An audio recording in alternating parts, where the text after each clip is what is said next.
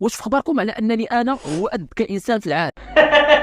والله العظيم يا جدع، الجدع ده بيسمع حاجات غريبة وعمال. غير كنضحك معكم، ولكن واش كتعرفوا داك الانسان اللي كيكذب بزاف ما كيساليش من الكذوب، كيجي وكيكذب عليك شي كذبه اسطوريه ما كتدخلش للعقل نهائيا، وكيبقى يقسم لك بالله ويحلف لك بالله الا داك الكذبه حقيقيه وفكها معاه انت. ولكن الا قلت لك على ان هذا الانسان يقدر يكون مصاب بواحد الاضطراب نفسي اللي سميتو الميتومانيا، الكذب المرضي. هذا النوع ديال الناس اللي كيكونوا مصابين بهذا المرض ما كيكذبوش على شي حاجه اللي هي ضروريه، واخا هو الكذوب راه ما مزيانش في كاع الحالات، ولكن هاد الناس كيكذبوا غير هكاك، خاصهم يكذبوا باش يرضيو راسهم وصافي. والاخطر من هذا الشيء هو انه فاش كيوليو يكذبوا شي كذبه وكيعاودوها كيوليو يتيقوها على اساس انها حقيقيه. هذا المرض تم الاكتشاف ديالو في عام 1891 على يد واحد الطبيب الماني سميتو انتوان ديل بروك، وفي معظم الحالات هذا المرض كيكون مرتبط بشي اضطراب نفسي اخر، فلذلك الاشخاص اللي كيكونوا مصابين بهذا المرض خاصهم يمشيو لعند شي طبيب نفسي يتعالجوا. وحتى الناس اللي ما مرضيش بهذا المرض وكيكذبوا خاصهم يقللوا من الكذوب شي شويه، حيت كثرت الكذوب تقدر تولي تخليهم يوليو عرضه